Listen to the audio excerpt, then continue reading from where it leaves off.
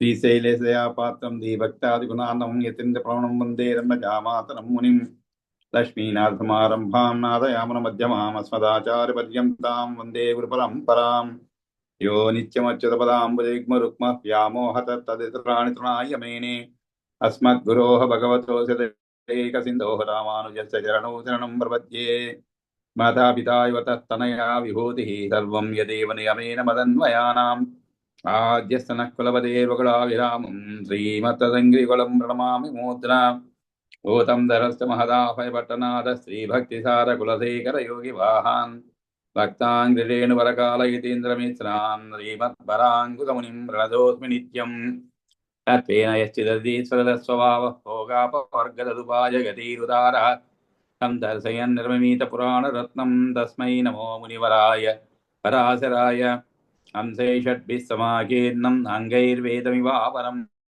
पुराणं वैष्णवं चक्रे यस्तं वन्दे पराशरं व्यासं वसिष्ठनप्तारं शक्ते पौत्रपकल्वषं पराशरात्मजं वन्दे सुगतातं तपोनिधिं व्यासाय विष्णुरूपाय व्यासरूपाय विष्णवे नमो वै ब्रह्मनिधये वासिष्ठाय नमो नमः पुराणं वैष्णवं जयितः सर्वगिल्बिषनाशनं विशिष्टं सर्वशास्त्रेभ्यः पुरुषार्थोपपादने भारते भगवद्गीता धर्मशास्त्रेषु मानवः वेदेषु पौरुषं सूक्तं पुराणेषु च वैष्णवं तत्कर्म यन्न बन्धाय सा विद्याया विमुक्तये आयासाय परं कर्म विद्यान्याशिल्पनैपुणम् श्रीविष्णुचित्तपदपङ्कजसङ्गमाय हेतो मम स्पृहयते किमतः परेण नो चेन्ममापि यतिशेखरभारतीनां भावः कथं भवितुमर्हति वाग्विधेयः नारायणं नमस्कृत्य नरं चैव नरोत्तमं देवीं सरस्वतीं चैव ततो जयमुदीरयेत् शान्ताकारं भुजगसेनं पद्मनाभं सुरेशं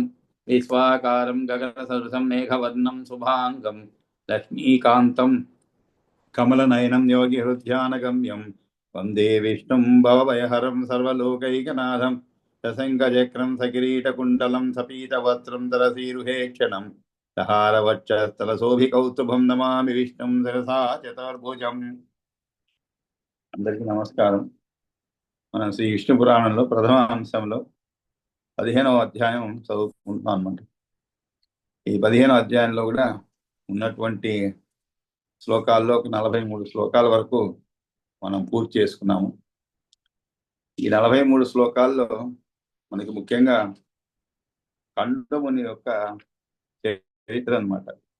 అంటే ఆయన గురించి, ఆయన కండుముని చరిత్ర గురించి చదువుకున్నాం అనమాట. ఇక్కడ అక్కడ ఏ కండుముని అంటే ప్రచేతసులు తపస్సులు ఆచరించే సమయంలో రక్షించేవారు లేకపోవడం మూలాన అక్కడి నుంచి ప్రారంభం అవుతుందన్నమాట. పరాశరు చెప్తున్నాడు, తపశ్చరస్సు పృథివీ ప్రచేతస్సు మహీర్గుహ అరక్ష్యమాణ మావబృహు బభూవాధ ప్రజాక్షయ అని చదువుతుంది.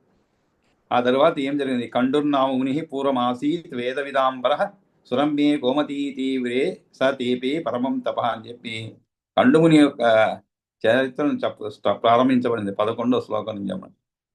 అప్పుడు కండు మహర్షి తపస్సు చేస్తూ ఉండగా ఆ తపస్సును భగ్నం చేసేందుకోసము దేవేంద్రుని చేత రంలోచ అనేటువంటి అప్సరను నియోగించబడింది అనమాట. ప్రయుక్త శోభయామాస తం ఋషిం సా శుచిస్మిత. ఆమె అప్సరలో శ్రేష్ఠురాలు, చక్కని చిరునవ్వు గలది. ఆమె ఆ ఋషీశ్వరుని తన మందస్మితంతో కలతపరిచింది అని చెప్పి చదువుకున్నాను. ఆ తరువాత మరి ఏమి జరిగినది అంటే, ఆ విధంగా తపస్సు భంగం కాగా కండు మహర్షి శోభిత సతయా సాధం వర్షాణం అధికం శతం అతిష్టన్ మందరద్రోణ్యాం విషయాసక్త మానస అని చదువుకున్నాం. అంటే ఆ విధంగా కండు మహర్షి కళ్ళు తెరిచి తనకు తపోభంగం అయిపోయింది అనమాట. ఎలాగో కానీ తపోభంగం అయి ఆమెను చూడడం, ఆమె పైన మనసు పెట్టడము, ఆ తర్వాత వారి ఇరువురు కలిసి పర్వత గుహల్లో 100 సంవత్సరాలు పైగా ఆ ప్రమలోచతో కలిసి విహరించడము, ఇవన్నీ జరుగుతున్నాయి. ఆ తరువాత కొంతకాలానికి ఆమె నేను వెళ్ళిపోవాలని అడగటము, ప్రతిసారి కూడా మళ్ళీ ఆమెను ప్రార్థించడం అన్నమాట. లేదు ఉండు ఉండు అని చెప్పి అడగటము. ఆ తరువాత అంటే ఇక్కడ ప్రార్థించడం అనే పదం ఎందుకు ఉపయోగించానంటే, మరి ఆ విధంగా ఎవరిపైన కామంతో ఉన్నప్పుడు వాళ్ళని ఏ విధంగానైనా కొంతకాలం ఉంచుకోవాలని మనసులో ఉంది అనమాట.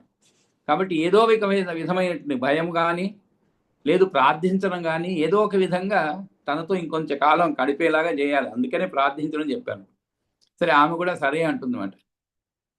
అది కూడా ఎందుకని, అతని పైన ఉన్నటువంటి అనురాగం ఒకటి, అంతేకాకుండా దాక్షిణ్య అని చెప్పబడింది అనమాట. దాక్షిణ్యాత్ అని చెప్పబడింది. ఏమంటే దాక్షిణ్యం అంటే ఏమిటి? ఆమె మొదటి భర్త ఎవరితకి? ఇంద్రుడు అనమాట. అతనిని వదిలి ఇక్కడికి వచ్చింది. అయినా కూడా ఇంద్రుడి పైన ఉండేటువంటి అనురాగం, ప్రేమ అవన్నీ అలాగే ఉన్నాయన్నమాట. కాబట్టి ఆమెను సరళ స్వభావం కలిగినటువంటి దక్షిణ నాయక అయినందువల్లను అని చెప్పబడింది. అంతేకాదు, ప్రణయభంగమైనప్పుడు కలిగే బాధ తెలిసినదైనందువలను ఆయన ఉండమన్నప్పుడల్లా కాదనక మునీశ్వరుని విడవకుండా ఉండిపోయింది అనమాట. సరే, ఆ విధంగా జరుగుతూ ఉంటుంది. ఒకరోజు ఉన్నటువంటి ఆయన ఆ మహర్షి పొద్దుగుంకిపోతుంటే తన యొక్క పర్ణశాల నుండి బయటికి వస్తామట హడావిడిగా. అప్పుడు ఈమె అడుగుతుంది, ఎక్కడికి వెళ్తున్నారు ఏమిటి అని అడిగితే, లేదు నాకు సంధ్యవాచ్య సమయం అయిపోతున్నది, వచ్చేసినది, పగలు గడిచిపోయింది కదా అంటాడు. అప్పుడు ఆమె నవ్వుతూ అడుగుతుంది, ఇలాంటి ఎన్ని సంధ్యలు పోయినాయి, ఇప్పుడు మరి ఉన్నటువంటి ఈ సంధ్య మాత్రం ఎలా జ్ఞాపకం వచ్చింది అని చెప్పి అడిగితే, అప్పుడు ఆయన అంటారనమాట, అదేమిటి అలా అంటావు, ఈరోజు పొద్దున్నే కదా నువ్వు వచ్చినది, నిన్ను చూడబడినది, నిన్ను చూడడం జరిగింది ఈ యొక్క పర్ణశాల ప్రాంతంలో. ఆ తర్వాత ఇప్పుడే కదా మనం ఈరోజు లోపలికి వచ్చాము, అప్పుడే అన్ని సంవత్సరాలు ఎలా గడిచిపోయింది, అది కూడా ఎన్ని సంవత్సరాలు, 907 సంవత్సరాల 6 నెలల 3 రోజుల కాలం గడిచిపోయింది అనమాట అని ఆమె చెప్తుంది అనమాట. మాసా సప్త ఉత్తరాన్ని అతీతాన్ని నవ వర్ష శతానితే మాసాచ షట్ తదైవ అన్యత్ సమతీతం దినత్రయం. ఇంతకాలం గడిచిపోయిందా అని చెప్పి ఆయన నమ్మలేకపోతాడు అనమాట. నువ్వు నిజంగానే చెప్తున్నావా అంటాడు. నీతో నేను ఆ విధంగా అబద్ధం ఎలా చెప్పగలుగుతాను, అందులో ధర్మ మార్గం అనుసరిస్తూ నీచే ప్రశ్నించబడుతూ ఉంటే అని అంటుంది అనమాట. అప్పుడు ఆయన చాలా కోపగించుకుంటాడు. కోపగించుకుంటే ఆగ్రహం, తనపైన తనకే ఆగ్రహం ఏర్పడుతుంది.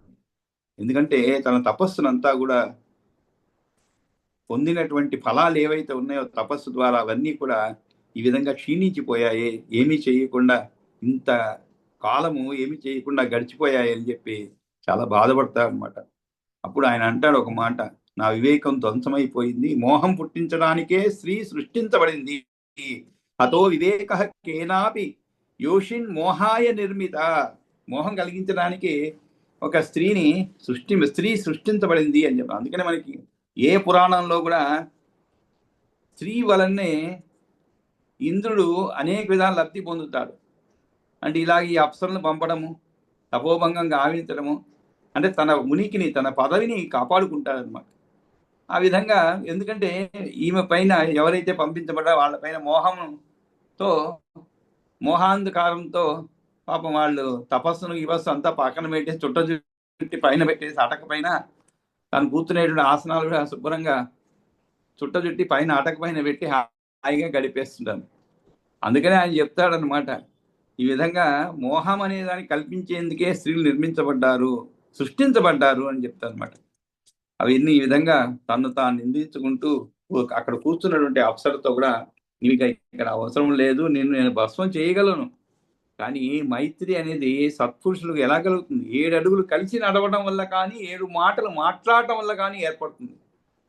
అలాంటిది నేను నీతో చాలా కాలం కలిసి ఉన్నాను కదా అంటారు. ఈ పాత రోజుల్లో మనం ట్రైన్లలో పోయేటప్పుడు కానీ, బస్సులో పోయేటప్పుడు కానీ ఎవరో పక్కన కూర్చుంటారు, ముక్కు మొహం తెలియదండి అంతవరకు, బస్సు ఎక్కగానే కూర్చుంటారు, పక్కన ఉండే వాళ్ళతో మాట్లాడుతూ ఉంటాం అనమాట. ఒక్కోసారిగా అది చాలా గొప్ప స్నేహంగా మారేటువంటి సందర్భాలు ఎన్నో ఉన్నాయి. కానీ ఈ రోజులో దురదృష్టవశాత్తు పక్కన ఎవరన్నా కూర్చుంటే మాట్లాడాలంటేనే భయంగా ఉంది. ఒకటి మన బాటకు మనం ఏదో బిజీగా ఉంటాం మొబైల్ చూసుకుంటూ, వాళ్ళు అలాగే ఉంటారు. కానీ ఒకవేళ 2 మాటలు మాట్లాడితే కూడా వాళ్ళు ఎలాంటి వాళ్ళు ఏమో తెలియదు మనకి, పక్కనే కూర్చో ఉంటారు దర్జాగా. కానీ దిగిపోయేటప్పుడు వాళ్ళ సామాన్లతో పాటు మన సామాన్లు తీసుకుపోయే సందర్భాలు చాలా ఉన్నాయన్నమాట. ఇప్పుడు ఎవరితో కూడా పరిచయం చేసుకోవాలంటే కూడా భయపడేటువంటి పరిస్థితులు అనమాట. కానీ ఆ రోజుల్లో చాలా మనసుకి మాట్లాడుకునేవాళ్ళు. ఆ కొన్ని గంటల ప్రయాణంలోనే ఎంతో ఆత్మీయులు అయిపోయేవాళ్ళు అనమాట. వాళ్ళ కష్టాలు వీళ్ళకి, వీళ్ళ కష్టాలు వీళ్ళకి, వీళ్ళ అమ్మాయి పడే కష్టాలు, వాళ్ళ అత్తగారు పెట్టేటువంటి ఇవన్నీ కూడా మాట్లాడుకునేవాళ్ళు రైళ్లలో. ఇప్పుడు రైల్లో చూసారంటే మీరు ఎక్కగానే ఎవరికెవరు మాట్లాడుకునే పరిస్థితి లేదండి, చాలా నిశ్శబ్దంగా ఉంటుంది. పూర్వకాలం రైల్లో నిశ్శబ్దం అనేది ఉండేది కాదు, ఇప్పుడు నిశ్శబ్దంగానే ఉండిపోతుంది. ఎవరికి వాళ్ళు వాళ్ళ పనిలో వాళ్ళు నిమగ్నం అయిపోతారు. పని అంటే వేరేమి లేదండి, మొబైల్ చూడటం అనమాట ఎక్కువగా. కాబట్టి ఇక్కడ ఏం చెప్తున్నారు, 7 అడుగులు కలిసి నడవటం వల్ల కానీ 7 మాటలు మాట్లాడటం వల్ల ఏర్పడుతుందంట మైత్రి అనేది. ఎవరితో? సత్పురుషులకండి, మామూలు వాళ్ళకి కాదు, సత్పురుషులకి అలా ఏర్పడుతుంది. అంటే ఏమిటి? అలా కలిసి నడవటం వల్ల ఏర్పడినటువంటి ఆ బంధం అలాగే చాలా కాలం ఉంటుంది, స్నేహం ఏర్పడుతుంది అనేటువంటి. అలాంటిది నీతో చాలా కాలం కలిసి ఉన్నాను కదా, మరి అటువంటి బంధం వలన నేను తీవ్రమైన క్రోధాగ్నితో నిన్ను భస్మం చెయ్యను అంటున్నాను. అయినా నీ తప్పేముంది? చివరికి ఆయనకి జ్ఞానోదయం అవుతుంది అంట. అయినా దీంట్లో నీ తప్పేమున్నది? నీ మీద కోపడడానికి తప్పంతా పూర్తిగా నాదే. ఇంద్రియ నిగ్రహం ఏమాత్రం లేని వాడు అయిపోయాను. అది కన్నా ఉండుంటే అసలు ఆ అవస్థ లేదనమాట. ఇంద్రియ నిగ్రహం ఉంటే ఎన్నో అనర్థాలని మనం నివారించుకోగలుగుతాం జీవితంలో. ఇలాంటిది ఒకటే కాదండి, ఎన్నో అనర్థాలు. చిన్న చిన్న విషయాలు కూడా కోపగించుకొని బంధాలు తెంచుకొని ముఖం చూడకుండా సంవత్సరాలు గడిపేసిన వాళ్ళు ఉంటారు. మళ్ళీ ఏదో ఒక సందర్భంలో కలుసుకుంటారు అనుకోండి. కలిసినా కూడా ఈ పాత జ్ఞాపకాలు అలాగే వెంటాడుతూనే ఉంటాయన్నమాట. చిన్న చిన్న విషయాలే ఉంటాయి. ఏదో ఎప్పుడో ఏదో అన్నారని, పరిహాసం చేశారని, లేదు మీ ఆర్థిక పరిస్థితి గురించి పరిహాసం చేశారని, లేదు మీ కుటుంబ సభ్యుల గురించి పరిహాసం చేశారని, పిల్లలు చదువు, ఇలా ఏదో ఒకటి మనసులో పెట్టుకొని అలా బంధాలను తెంచుకొని జీవితంలో అనుభవించిన ఆనందాన్ని కోల్పోయే వాళ్ళు చాలా మంది ఉన్నారు. చాలా మంది ఉన్నారండి. పట్టుదలకు పోయి 10 కాలాల పాటు ఉండవలసిన బంధాలను తెంపుకున్నారనమాట. అంటే పట్టుదల ఏమీ లేదు. ఆమె ఎంత నేనంత, ఆమె నాకంటే తక్కువ, నాకంటే ఎక్కువ, ఆమె వీళ్ళనుకు నాకంటే ఇలాగా మళ్ళా ఎప్పుడో ఎవరో కలిపితే కానీ కలవరు. కానీ కలిసినా కూడా హృదయం ఒకసారి పగిలిపోతే అంతే కదండి. మళ్ళీ కలిసినా కూడా అది అతుకులే అనమాట, తెలుస్తూనే ఉంటుంది. అది అతుకులు పడ్డదని తెలుస్తూనే ఉంటాయి. మాట్లాడుకుంటాం కానీ ఆ పాత జ్ఞాపకాలు ఇంకా వెంటాడుతూనే ఉంటాయి అన్నమాట.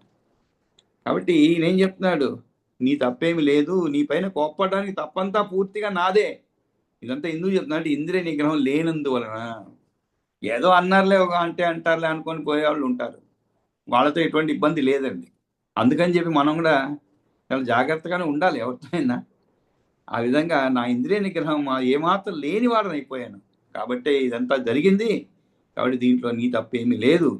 నేను ఏదో యయా శక్రభియార్థిన్య కృతో మీ తపసో వ్యయ త్వయాధిక్వాం మహామోహ మంజూషాం సు జుగుప్సితాం. జుగుప్స అంటే ఏమిటి? చాలా అసఖ్యమైనది అని అర్థం. చాలా అసఖ్యమైనది. అలాంటిది నీవు ఎలాంటి దానవు? మహామోహం అనేటువంటి పెద్ద పెట్టె వంటి దానవు, పెద్ద పెట్టె. మంజూషా, మంజూషాం అంటానంటి పెట్టె అని అర్థం. అది ఎలాంటిది? మహామోహ మంజూష అంటే మహామోహం అనేటువంటి పెద్ద పెట్టె వంటి దానవు. నీ చర్య మిక్కిలి అసహ్యమైనదే, నిందాపాత్రమవు గాక అని చెప్పి విధంగా నిందిస్తాడనమాట. ఎవరిని? ఆమెను.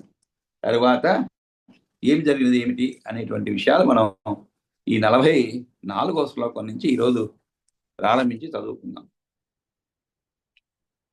తావత్ ఇత్తం సవిప్రర్షిస్తాం బ్రవీతి సుమధ్యమాం తావత్ గళస్వేద జలాసా బభూవ అతివేపతుః యావద్ ఇత్తం సవిప్రర్షితాం బ్రవీతి సుమధ్యమాం తావత్ గళస్వేద జలాసా గళత్ స్వేద జలాసా బభూవ అతివేపతుః. ఇతను ఈ విధంగా చెప్పగానే ఆమె కూడా పాపం చాలా భయపడిపోయింది అనమాట. ఏమిటా ఇలా మాట్లాడుతున్నాడు ఏమిటని చెప్పి చాలా భయపడిదే. ఎవరు? ఆ ప్రమ్లోచ. ఎందుకంటే ఈయన చెప్పాడు, ఇంద్రునికి ప్రీతి చేకూర్చాని ఉద్దేశంతో ఇక్కడికి వచ్చి నీ వల్ల నా తపోధనం అంతా వ్యయం చేయబడింది. నీ మహామోహ మంజూషవు, నీపై నాకు జుగుప్స రోత అసహ్యం కలుగుతున్నది, చీచీ దిక్తి అని అంటారనమాట. ఆ విధంగా యావద్దితం స విప్రర్షి తాం బ్రవీతి. ఆ విధంగా పలుకుతుండగా ఎవరు? ఆ బ్రాహ్మణోత్తమ ఋషివర్యుడు ఎవరితో? సన్నని నడుము గల ప్రమ్లోచతో, సుమధ్యమాం, సుమధ్యమాం సన్నని నడుము గల ప్రమ్లోచతో. ఇంకో విషయం మనం గమనించవలసింది, ఎక్కడైనా సరే ఒక సౌందర్యం ఉంటే దాన్ని వివరించకుండా ఉండలేరు అనమాట. ఏ పురాణాలు తీయండి, ఎక్కడైనా తీసుకోండి. ఉదాహరణ ఇక్కడ సందర్భం ఏమిటి? ఈయన ఆమెను నిందించాడనమాట. ఆ నిందలో కూడా ఆమె నిందించిన తర్వాత ఆమె ఎటువంటి మానసిక పరిస్థితి, ఎటువంటి శారీరక పరిస్థితికి గురైనది అనే విషయం చెబుతూ అలా చెప్తే సరిపోయేది. కానీ ఆమెను సుమధ్యమాం అని చెప్పి మళ్ళా ఆమె యొక్క సౌందర్యాన్ని పొగుడుతున్నాడు అనమాట. ఎలాంటిది? ఆమె సన్నని నడుము కల, సుమధ్యమాం అంటే సన్నని నడుము కల, మధ్య అంటే నడుము అనమాట. అటువంటి ఆమెను ప్రమ్లోచితో పలికే సమయంలోనే తావత్ గల స్వేద జల, ఆమెకు గల అంటే జాలువారడం అని అర్థం. ఏమిటి? చెమటలు. గలత్ స్వేద జల, స్వేదం అంటే చెమటలండి. కాబట్టి స్వేద జలాస బభూవ అతి వేపతు. అతి వేపతు అంటే గదగల వణికిపోయింది అనమాట. వేపతు అంటే వణికిపోయేది. గలంతి అంటే జారి పడుతున్నవి అని అర్థం. గల, ఇక్కడ గల అనేది కొన్ని పుస్తకాల్లో లా యారా లా పెట్టారు, కొన్ని పుస్తకాల్లో హేళన అలా ఉంటుంది, అది పెట్టారనమాట. కాబట్టి గళ అనేది సరి అయినది అనమాట, అలా ఉండాలి. గళ స్వేద జల, గలంతి అంటే ఏమిటి? జారు పడుతున్నవి. ఏమిటి? స్వేద జలాని అంటే చెమట బిందువులు ఎవరికో ఆమె గలత్ స్వేద అవుతుందన్నమాట. ఎవరికైతే అటువంటి స్వేద బిందువులు అంటే జారి పడుతున్నటువంటి స్వేద జలాని చెమట బిందువులు ఎవరికో ఆమె గలత్ స్వేద అవుతుందన్నమాట. అతిశయమైన వేపదువు అంటే ఏంటి? కంపము, వణుకు. ఎవరికో ఆమె అతి వేపదువు అవుతుంది అనమాట. కాబట్టి ఆ విధంగా ఆమె బభూవ అతి వేపతువు, గదగద వణికిపోయింది. యావత్ ఇత్తం సవిప్రర్షిస్తాం బ్రవీతి సుమధ్యమాం తావత్ గల స్వేద జలాస బభూవ అతి వేపతువు. ప్రవేపమానాం సతతం స్విన్న గాత్ర లతాం సతీం, స్విన్న గాత్ర లతాం సతీం గచ్చేతి సక్రోధం ఉవాచ ముని సప్తమః. పాపం అంతవరకు నేను పోతానంటే వదలలేదు ఆయన. చాలా సంవత్సరాలు అయిపోయింది, నేను వెళతాను, ఇంద్రుడి దగ్గరికి వెళ్ళాలి కదా అంటే, అయ్యో కొంతకాలం ఉండు అంటాడు. అలా ఎన్ని సంవత్సరాలు? 907 సంవత్సరాల 907 సంవత్సరాల 6 నెలల 3 రోజుల కాలం గడిచిపోతే ఇప్పుడు పాపం ఏమంటున్నాడు ఆమెని? ప్రవేపమానాం సతతాం స్విన్న గాత్రలతాం సతీం గచ్చేది, గచ్చ వెళ్ళు, ఓ నీ దగ్గర ఆవిడ దిగి వెళ్ళిపో అంటున్నాడు అనమాట. అది కూడా ఎలాగా? సక్రోధం వాచ, మామూలు ఏదో సరే వెళ్ళులే పర్వాలేదు, ఇంద్రుడి దగ్గరికి వెళ్ళిపోయి ఇంకెలాగూ నువ్వు మళ్ళా రావు కదా, సరే వెళ్ళిపో అనేది వేరు. గచ్చేతి అంటే వెళ్ళిపో, పో. సక్రోధం వాచ ముని సప్తమ. సక్రోధం అంటే చాలా కోపంగా చెప్పాడు, అలాగనమాట. అంటే ఆమె పైన మోహం తగ్గిపోయింది. అంతేకాదు, తాను చేసినటువంటి ఈ అపచారం కూడా ఆయనకు అర్థమైంది అనమాట. సంధ్య లేదు, ఏమీ లేదు, ఆమెతో హాయిగా ఉండిపోయాడు అనమాట. కాబట్టి ఇప్పుడు ఆమె మనస్సులో ఆ ఆవేదన అనేది బయటకు వస్తుందన్నమాట. అయ్యో ఇలా గడిపేసాం మీ జీవితం అని చెప్పి. అందులో తాను ఎంతో కష్టపడి సంపాదించినటువంటి తపో ఫలితాలంతా కూడా ఈ విధంగా ధారపోయటం జరిగింది అని చెప్పి. కాబట్టి గచ్చేది సక్రోధము వాచముని సప్తమా. కాబట్టి ఆ విధంగా ఆమె చాలా స్విన్న అంటే తడిసిన అని అర్థం.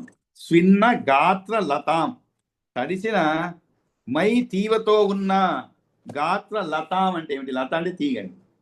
కాబట్టి ఇట్లా ఒళ్ళంతా చెమటబట్టి ఉండి తీగ వంటి శరీరము గల మరియు వడవడా వణుకుతూ ఉన్న ఆమెను మునిశ్రేష్ఠుడు పోపో అని కోపముతో పలికినాడు. గాత్రము అంటే శరీరమే, లత అంటే తీగ. ఇందుకు కారణం ఏమిటి? కోమలత్వం, అందంగా మెత్తగా ఉండడం మొదలగునవి. స్విన్న అంటే చెమటబట్టి ఉన్నటువంటిది అయిన గాత్ర లత ఎవరికో ఆమె స్విన్న గాత్ర లత. అదే అనమాట, స్విన్న గాత్ర లతాం అంటే ఆమెను, అటువంటి ఆమెను అని అర్థం. పాప ఆమె కూడా ఏం చేస్తుంది? ఈ విధంగా చీకొట్టేశాడు కంద మహర్షి. ఇన్ని సంవత్సరాలు పోతానంటే కూడా వదిలిపెట్టకుండా హాయిగా గడిపాము, మరి ఇప్పుడేమో ఆయన పొమ్మంటున్నాడని చెప్పి ఆమె కూడా చాలా బాధపడుతూ సాతు నిర్భస్థిత తేన, సాతు నిర్భస్థిత, నిర్భస్థిత అంటే ఏమిటి? నిందింపబడ్డది. నిర్భస్థిత అంటే నిందింపబడేది. సాతు నిర్భస్థిత, ఈ విధంగా ఆమెను తేన వినిష్క్రామ్య తదా ఆశ్రమాత్. వినిష్క్రామ్య అంటే బయటికి రావటం. ఎక్కడి నుంచి? తదా ఆశ్రమాత్, ఆ ఆశ్రమ ప్రాంతం నుంచి గబగబా బయటకు వచ్చి ఆమె ఏం చేసింది? ఆకాశగామిని స్వేదం. ఆకాశగామిని అంటే ఆకాశ మార్గంలో వెళ్ళిపోతూ స్వేదం మమాజ్య, మమాజ్య అంటే తుడుచుకోవడం అండి. స్వేదం అంటే తన ఒంటికి పట్టినటువంటి ఆ యొక్క చెమటను మమాజ్య ఎలాగా? తరు పల్లవైహి, చెట్ల చివుళ్లతో. పల్లం అంటే లేత ఆకులతో, అంటే చిగురు ఆకు అనమాట. చిగురు ఆకులతో తన వంటి మీద ఉన్నటువంటి చెమటను తుడుచుకున్నది అనమాట. ఆకాశ గామిని స్వేదం మమార్జ తరుపల్లవై తదా ఆశ్రమాత్ వినిష్క్రామ్య తేన నిర్భర్చిత సాతు. అంటే ఆమె అతని చేత ఈ విధంగా నిందింపబడ్డదే. ఆశ్రమ ప్రాంతం నుంచి గబగబా బయటకు వచ్చి ఆకాశ మార్గంలో వెళ్ళిపోతూ చెట్ల చివుళ్లతో చెమటను దుడుచుకున్నది అన్నమాట. ఆ తరువాత ఏమి జరిగినది? వృక్షాత్ వృక్షం యయౌ బాల. ఇక్కడ చెట్ల చివుళ్ళు అంటే ఒక చెట్టు అని కాదండి. ఒక చెట్టు చివులతో చిగురాకులతో ఆమె తుడుచుకొని పోలేదు. కానీ వృక్షాత్ వృక్షం యయౌ బాల తదగ్రారుణ పల్లవై, తద అగ్ర అరుణ పల్లవై, తదగ్ర అరుణ పల్లవై. అరుణ అంటే ఎరుపు రంగు అని అర్థం. కెంజాయి అంట అంటే పూర్తిగా ఎరుపు కాదు. మామూలుగా మనకి మామిడి చిగురు అంటాం కదా, అవి ఎలా ఉంటాయి? ఆ రంగులో అనమాట. అటువంటి అరుణ పల్లవై చిటారు, అది కూడా ఎలాంటిది? అది అగ్ర. అగ్ర అంటే చిటారు అంటే చివర ఉండేటువంటి, చివర కెంజాయ చిగుళ్ళతో తుడుచుకుంటూ చాలా బాల, ఆ బాల చెట్టు నుంచి చెట్టుకి, వృక్షాత్ వృక్షం, చెట్టు నుంచి చెట్టుకి అడుగు వేసుకుంటూ వెళ్ళిపోయింది. వృక్షాత్ వృక్షం యయౌ అంటే వెళ్ళిపోయింది. బాల తదగ్రారుణ పల్లవై నిర్మార్జ్యమాన. నిర్మార్జ్యమాన అంటే తుడుచుకుంటూ అని అంట. పాప ఆమెకి స్వేద బిందువులు తుడుచుకుంటూ, ఆ చెమట బిందువులు ఆ విధంగా గాత్రాన్ని గల స్వేద జలాని వై. కాబట్టి చెమట బిందువులు స్రవించే శరీర అవయవాలను చిటారు గంజాయి చిగుళ్లతో తుడుచుకుంటూ ఆ బాల చెట్టు నుంచి చెట్టుకు అడుగు వేసుకుంటూ వెళ్ళిపోయింది అనమాట. కాబట్టి సాధు నిర్భర్సిత తేన వినిష్క్రామ్య తదా ఆశ్రమాత్ ఆకాశగామిని స్వేదం మమార్జ తరు పల్లవై వృక్షాత్ వృక్షం యయౌ బాల తదగ్రారుణ పల్లవై నిర్మాజ్యమానా గాత్రాన్ని గలత్వేద జలాని వై. ఆ విధంగా ఆమె కండు మహర్షి చేత బెదిరింపబడిన ప్రంలోచ ఆశ్రమాన్ని నుంచి బయటికి వచ్చి ఆకాశ మార్గంగా అమరావతికి పోతూ పోతూ చెట్ల చిగురాకులతో, అమరావతి అంటే ఇంద్రుని యొక్క పట్టణం, అక్కడికి పోతూ పోతూ చెట్ల చిగురాకులతో తన వంటి మీద ఉన్న చెమటను తుడుచుకున్నదన్నమాట. ఒకే చెట్టు వద్ద కాకుండా దారిలో కనిపించిన అనేక వృక్షాల చిగుళ్లతో తుడుచుకుంటూ ముందుకు సాగిపోయిందన్నమాట. ఇక్కడ ఇంకో విషయం చెప్పేదానికి ముందుగా ఈ విషయం చెప్పదు. ఏమిటంటే ఆమెకు గర్భము ఏర్పడటానికి కారణమును కండువుతో కంభోగము కలయిక, అటువంటి గర్భమును స్త్రీ యొక్క యోని ద్వారము కాకుండా బయటకు వచ్చిన విధమైన చెమటలు బట్టి ఆ తీరుగా మొత్తం శరీరములోంచి రావడమును తెలిపి మారిష అనే ఆ కన్యక చెట్లు చేమలకు కూతురు కావడానికి హేతువును చెప్పదలుచుకొని సాతు నిర్భర్తిత అనేటువంటి శ్లోకంతో ఆరంభించబడింది అనమాట. కాబట్టి ఆ తరువాత శ్లోకాల్లో ఈ యొక్క మారిష అనేటువంటి ఆమె ఎలా జన్మించింది అంటే, కండు మహర్షికును ఈ యొక్క ఎవరైతే అతని చేత వెనక్కి పంపించబడినదో ఆమెకు కలిగినటువంటి కూతురు అన్నమాట. ఆమె ఎలా జన్మించిందనే విషయాన్ని ఇప్పుడు చెప్పబోతున్నారు. ఋషినా యహా తదా గర్భస్తస్యా దేహే సమాహిత నిర్జగామ సరోమాత్య స్వేదరూపీ తద్ అంగత. అంటే ఋషి ఆమె శరీరంలో నిక్షిప్తం చేసి సమ్యగాహిత. ఇక్కడ 4 శ్లోకాలు ఒకేసారి చదువుకుంటే మనకి అర్థం చెప్పుకునేటప్పుడు చాలా సులభంగా ఉంటుందన్నమాట. ఈ 4 ఋషినా యస్తదా గర్భత్ తస్యా దేహే సమాహిత నిర్జగామ సరోమాచ్చ స రోమాచ్చ స రోమాత్ చ స్వేదరూపీ తత్ అంగతః తం వృక్షాః జగృహు గర్భం ఏకం చక్రేతు మారుతః మయా చ ఆప్యాయితో గోభిః స తదా వవృధే శనైః వృక్షాగ్ర గర్భ సంభూత మారిషాఖ్యా వరానన తాం ప్రదాస్యంతియో వృక్షాః కోపయేష ప్రసామ్యతాం కండోరపత్యమేవం సా వృక్షేభ్యశ్చ సముద్గత మమాపత్యం తదా వాయోః ప్రమ్లోచ తనయా చ సా. ఇంతకీ ఈ కండు మహర్షి యొక్క సంతానం గురించి ఇవన్నీ ఎవరు చెప్తున్నారు? చంద్రుడు చెప్తున్నాడు అన్నమాట, ఈమె యొక్క జననం గురించి ఇవన్నీ కూడా. కాబట్టి ఆయన ఏం చెప్తున్నాడు? ఋషినా యహ తదా గర్భస్తస్యా దేహే సమాహిత. ఋషినా యహ తదా అంటే అప్పుడు ప్రమ్లోచ గర్భంలో కడుపు ఋషిచే చేర్చబడినదైన గర్భము వీర్యము చెమట రూపంలో రోమ రంధ్రములలో నుండి బయటకు వచ్చి వేసినది. నిర్జగామ స రోమాత్ చ. రోమా అంటే రోమలం అంటే వెంట్రుకల రూపంలో, అంటే రోమ రంధ్రములలో నుండి స్వేద రూపి తద్ అంగత. స్వేద రూపి అంటే ఏమిటి? స్వేదం అంటే చెమట, అంటే రోమాల నుంచి చెమట రూపంలో బయటకు వచ్చి వేసిన ఋషి ఆమె శరీరంలో నిక్షిప్తం చేసి ఉంచిన గర్భము. ఋషినా యత్తదా గర్భత్ తస్యా దేహే సమాహిత. తస్యాహ దేహే, తస్యా అంటే ఆమె యొక్క గర్భము ఉంచబడినటువంటి గర్భము ఆమె శరీరం నుంచి రోమాల నుంచి చెమట రూపంలో బయటకు వచ్చి వేసింది అనమాట. అప్పుడు తం వృక్షాః జగృహు గర్భం ఏకం చక్రేతు మారుతః. తం వృక్షాః జగృహు.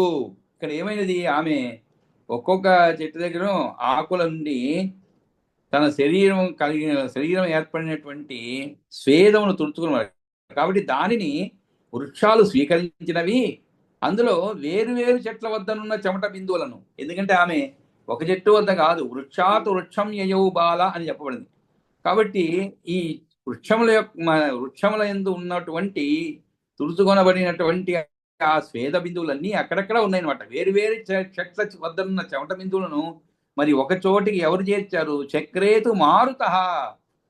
చక్రేతు మారుతః అంటే ఒక చోటికి ఏకం చక్రే అంటే ఏమిటి? ఒకటిగా చేశారనమాట. వేరు చెట్ల వద్ద ఉన్నటువంటి చెమట బిందువులను వాయువు ఒక చోటికి చేర్చినాడు. ఎందుకంటే వాయువే చేయగలుగుతాడు, లేదు వేరెవరన్నా చూసి చేయాలి, కానీ వాయువు అన్నింటినీ ఒక చోటికి చేర్చాడు. చక్రేతు మారుతః మయాచ ఆప్యాయితో గోభి. ఇక్కడ గోభి అంటే కిరణములండి.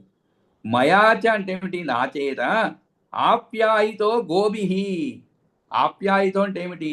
పెంచబడినది అని అర్థం అనమాట. అంటే ఆ యొక్క వాయువు ఒక చోటికి చేర్చినప్పుడు తర్వాత గర్భము ముద్ద ఏర్పడింది అనమాట. అప్పుడు నా కిరణాలతో పుష్టి చేయబడిన పిండము క్రమంగా మెల్లగా ఎదిగినది. మయాచ ఆప్యాయితో గోభి సతదా వవృధే శనైహి. శనైహి అంటే నెమ్మదిగా.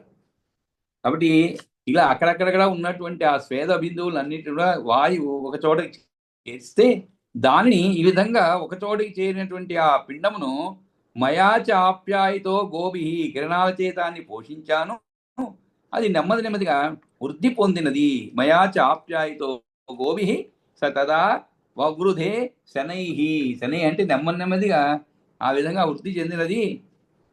ఆ తరువాత వృక్ష అగ్ర గర్భ సంభూత మారిషాఖ్య వర ఆనన. మారిష ఆఖ్య అంటే ఏమిటి? పేరు కలిగిన. ఏం పేరు? మారిష అంటే మారిష అనే సుందర వదన, అది కూడా వర ఆనన. ఆనం అంటే ముఖమండి, వర అంటే శ్రేష్టమైన, అంటే అందమైన, సుందర వదన. ఆ వృక్షాగ్ర పల్లవ గర్భ సంజాత, వృక్ష అగ్ర గర్భ సంభూత. సంభూత అంటే సంజాత అంటే జన్మించినటువంటి, ఆ చెట్ల కొస కొమ్మలలో వృద్ధి చెందినటువంటి ఆ పాప శిశువై మారిషాఖ్య వరానన తాం ప్రదాస్యంతివో వృక్షాః కోపయేష ప్రసామ్యతాం. తాం ప్రదాస్యంతి అంటే ఇస్తున్నది అని అర్థం. కాబట్టి ఆ పాప శిశువై చిగుర్లే పొత్తిళ్ళు కాగా కన్యగా రూపుదిద్దుకున్నది. ఆమెనే మారిష ముద్దు మొగము గలది, ఆమెను నీకు పత్నిగా మీకు పత్నిగా వృక్షాలు ఇస్తవి, తాం ప్రదాస్యంతి ఓ వృక్షా. ప్రదాస్యంతి అండి. ప్రదాస్యతి అంటే ఏకవచనం, ప్రదాస్యంతి అంటే బహువచనం. ఏమి బహువచనం? అవును, వృక్షాలు. తాం ప్రదాస్యంతి ఓ వృక్షా కోపయేష ప్రసామ్యత, మీకు సమర్పించగలవు, కావున ఈ కోపము విరమించండి. కండోహ అపత్యమేవం సా వృక్షేభ్యశ్చ సముద్గత మమాపత్యం తదా వాయో ప్రమ్లోద తనయాచత. ప్రమ్లోచ తనయాచత. ఇంతకీ ఈమెను చూడండి, జన్మనిచ్చినది ఒకరు, పోషించినది ఇంకొకరు అని చెప్పి కండోర్ అపత్యమేవం, కండు మహర్షి యొక్క సంతానం, అపత్యమైన సంతానం ఏవం సా వృక్షేభ్యచ్చ సముద్గత, ఎక్కడి నుండి ఆమె జన్మించింది? చెట్ల చిగుర్ల నుండి ఉద్భవించినది. సముద్గత అంటే ఉద్భవించినది. సా వృక్షేభ్యశ్చ సముద్గత అంటే చెట్ల చిగుల నుండి ఉద్భవించింది. నా బిడ్డ మమ అపత్యం తథా వాయోహో, వాయునందన. ఎందుకంటే వాయువు చేతనే ఒక చోటికి చేర్చబడి ఆ స్వేద బిందువులు ముద్దగా ఏర్పడినప్పుడు దానిని చంద్రుడు తన కిరణములతో వృద్ధి చెందించాడనమాట. కాబట్టి ఆమె మమ అపత్యం తదా వాయోహో, వాయువుక కూడా ప్రమ్లోచ తనయాచస. అంతేకాదు, ప్రమ్లోచ అంటే ఆమె తల్లి అనమాట, ప్రమ్లోచ యొక్క కుమార్తె. కాబట్టి ఈ విధంగా ఖండోహ అపత్యమైవం సా వృక్షేభ్యశ్చ సముద్గత మమాపత్యం తదా వాయోహ ప్రమ్లోచ తనయాచస. ఆ విధంగా కోపాన్ని అణుచుకోండి. ఈ విధంగా కండువు యొక్క సంతానమైన ఈమె వృక్షాల నుండి లోకంలోకి వచ్చినది. ఆ శిశువు నాకు వాయువుకును కూతురు అయినది, ప్రమ్లోచ బిడ్డ కూడా అని చెప్పి సచాపి భగవాన్ కండు క్షీణే తపసి సత్తమ పురుషోత్తమ ఆఖ్యం మైత్రేయ విష్ణో ఆయతనం యయౌ. ఆయతనం అంటే నిలయం అని అర్థం. విష్ణో ఆయతనం యయౌ అంటే వెళ్ళారు అని అర్థం, వెళ్ళిపోయారని అర్థం. విష్ణు నిలయమైనటువంటి పురుషోత్తమ క్షేత్రానికి ధ్యానం చేయడానికి వెళ్ళిపోయారు. పురుషోత్తమాఖ్యం మైత్రేయ విష్ణో ఆయతనం యయౌ. ఎవరు? సచాపి భగవాన్ కండు. సచ అపి, అతను కూడా. అంటే ఇట్లుండగా కండు మహర్షి తన తపోధనమంతా తరిగిపోగా పురుషోత్తమం అని పేరు గల విష్ణు క్షేత్రానికి వెళ్ళినాడయ్యా మైత్రేయ. అట్లా మీరు చెప్పిందే నిజమైనప్పుడు మారిష యోగభ్రష్టుని కూతురు అవుతుంది కనుక ఆమెపై అనాదరం చూపరాదు అని అంటూ కండువు యొక్క యోగ ప్రభావమును చెబుతున్నాడు అనమాట, సచాపి అని. అంటే ఇది కాబట్టి ఆ కండు మహర్షి కూడా వెంటనే తపస్సు క్షీణించిపోగా విష్ణు నిలయమైనటువంటి పురుషోత్తమ క్షేత్రానికి ధ్యానం చేయడానికి వెళ్ళిపోయాడు. అక్కడ ఆయన తత్ర ఏకాగ్రమతి భూత్వా చకార ఆరాధనం హరేః బ్రహ్మపారమయం కుర్వన్ జపం ఏకాగ్రమానస ఊర్ధ్వబాహు మహాయోగి స్థిత్వా అసౌ భూపనందనాః. భూపనందనాః అంటే సంబోధన. ఏమిటి ఇంతకీ? ఆ పురుషోక్షం క్షేత్రంలో నివసిస్తూ కండు మహర్షి ఏం చేశాడు? శ్రీహరి ఆరాధన గావించాడు. తత్ర ఏకాగ్రమతి భూత్వ. ఏకాగ్రమతి భూత్వ అంటే ఏమిటి? ఏకాగ్రతతో ఏకాగ్రత బుద్ధి గలవాడయి చకార చేశాడు. ఏమిటి? ఆరాధనం హరేహే, హరి యొక్క ఆరాధన చేశాడు. చేస్తూ బ్రహ్మపారమయం కుర్వన్ జపం ఏకాగ్రమానస. రాజపుత్రులారా, అక్కడ ఆయన తన బాహువులను ఆకాశంలోకి ఎత్తి చూపి ఏకాగ్ర మనస్కుడై బ్రహ్మపారమయమైనటువంటి స్తోత్రాన్ని జపము చేస్తూ బ్రహ్మపారమయం కుర్వన్ జపం ఏకాగ్ర మానస ఊర్ధ్వబాహు మహాయోగి స్థిత్వా అసౌ భూపనందనాః. ఆ విధంగా ఇక్కడ భూపనందనాః అనేది వీళ్ళని గురించి చెప్పడం అన్నమాట. ఈ యొక్క ప్రచేతసుల గురించి చెప్పడం, ఓ రాజపుత్రులారా అని చెప్పడం భూపనందనాః అంటే. ఆ విధంగా ఆయన పారమయమైనటువంటి స్తోత్రాన్ని జపం చేస్తూ నిలబడి ఉండి భగవద్ధ్యానాన్ని కొనసాగించినాడయ్యా. తత్ర ఏకాగ్రమతి భూత్వా చకార ఆరాధనం హరే బ్రహ్మపారమయం కుర్వన్ జపం ఏకాగ్రమానస ఊర్ధ్వబాహు మహాయోగి స్థిత్వా అసౌ భూపనందనాః. ఆ విధంగా స్తోత్రం సోమిడిలా చెబుతున్నాడు. ఏమని? రాజకుమారులారా, అక్కడ మహాయోగి చేతులు పైకెత్తి నిలిచి ఏకాగ్ర మనస్కుడై చేతులు పైకెత్తి నిలిపి కాదండి, పైకెత్తి నిలపడం కాదు, పైకెత్తి నిలిచి ఏకాగ్ర మనస్కుడై సమస్తం బ్రహ్మమయంగా భావిస్తూ విష్ణువునందు అర్పించిన చిత్తంతో హరిని ఆరాధించాడు అని వచించారు. ఆ తర్వాత ఇప్పుడు వీళ్ళు ఈ విధంగా చెప్పగానే బ్రహ్మపారం మునేహ శ్రోతమిచ్చామ పరం స్తవం జపతా కండునాదేవో ఏన ఆరాధ్యత కేశవ. అప్పుడు వెంటనే వీళ్ళు అడుగుతున్నారు అనమాట. సోముడు పలుకగా ప్రచేతసులు అడుగుతున్నాడు, ఏమని? కండుమునిచే జపింపబడ్డ కేశవుని ధ్యానించిన ఆ బ్రహ్మపార పరమస్తవాన్ని వినగోరుతున్నాము అని చెప్తారు. అంటే మేము కూడా ఆ స్తవం ఏమిటి, ఎలాంటిది అనేది మేము కూడా వినాలి అని కోరిక కలిగిందని చెప్పడం జరుగుతుంది అనమాట. ఆ విధంగా బ్రహ్మపారం మునేహే శ్రోతం ఇచ్చామహ. శ్రోతం ఇచ్చామహ అంటే ఏమిటి? కోరిక కలిగింది. దేనికి? శ్రోతం అంటే వినడానికి. కాబట్టి ఓ సోమరాజా, మేము బ్రహ్మపారం అనేటువంటి ఆ స్తోత్రాన్ని తెలుసుకోగోరుతున్నాము. దానితోనే కదా కండు మహర్షి కేశవుని జపించి సంతోషపరిచినాడు. జపతా కండునా దేవో ఈయన ఆరాధ్యత కేశవ. ఈయన ఆరాధ్యత కేశవ. ఈయన అంటే దేని చేతనైతే ఆరాధ్యత అంటే ఆరాధింపబడ్డాడు. ఎవరు? కేశవ, కేశవుడు. కాబట్టి ఆ యొక్క కండుముచే జపించబడ్డ కేశవుని ధ్యానించిన బ్రహ్మపార పరమస్తవాన్ని వినగోరుతున్నామని చెప్తాడు. అప్పుడు ఈ స్తోత్రాన్ని ఇలా చెప్తాడనమాట. సోముడు ఆ స్తోత్రాన్ని ఇట్లా చెబుతున్నాడు. పారం పరం విష్ణురపార పార పర పరేభ్య పరమార్థ రూపీ స బ్రహ్మపార పరపారభూత పర పరాణామపి పార పార. ఇక్కడ దీని యొక్క అర్థము ఏదో మనం మామూలుగా చదువుకుంటే అంత శోభిలేదనమాట, అంత బాగుండదు. కాబట్టి దీనికి ఒక చక్కటి వ్యాఖ్యానం ఏదైతే ఉన్నదో దాన్ని మనం చదువుకుందాం. ఇక్కడ సోముడు ఆ స్తోత్రాన్ని ఇట్లా చెప్తున్నాడని, పారం పరం విష్ణు, పారం పరం విష్ణు అంటే విష్ణువు పారం పరం అంటే ఏమిటి? సంసార మార్గానికి పరమ పారము. పారం అంటే ఏమిటి అనగా అంతిమ అవధి అని అర్థం. పారం పరం విష్ణు అపార పారహ. అంతేకాదు, ఆ అవధి ఎలాంటిది? అపార పారహ. అపార పారహ అవధి పొందరానిది. అంటే ఏమిటి? చేరుకోవడం చాలా కష్టమైనటువంటిది అనమాట. పరహ పరేభ్య. అంతేకాదు, ఆయన ఆకాశమున్నగు పరముల కన్నా కూడా పరుడు. ఆకాశమున్నగు పరముల కన్నా పరుడు అండి. అంటే ఏమిటి? ఆకాశమే మనకి చూస్తే ఆకాశం ఎక్కడో కనబడుతుంటుంది, దానికంటే కూడా పైన ఉన్నటువంటి వాడు, పరముల కన్నా పరుడు. అంతేకాదు, పరమార్థ రూపీ, పరమార్థ రూపుడు కూడా అన్నమాట. అనగా మోక్ష స్వరూపుడు, పరమార్థ రూపి. స బ్రహ్మ పారహ. అంతేకాదు, బ్రహ్మనిష్ఠులకే స బ్రహ్మ పారహ. సబ్రహ్మ పారహ, బ్రహ్మనిష్ఠులకే పొందదగిన వాడు. పారహ అంటే పొందదగిన, అపారహ అంటే పొందలేనటువంటి వాడు. కాబట్టి బ్రహ్మనిష్ఠులకే స బ్రహ్మ పారహ పరపారభూత.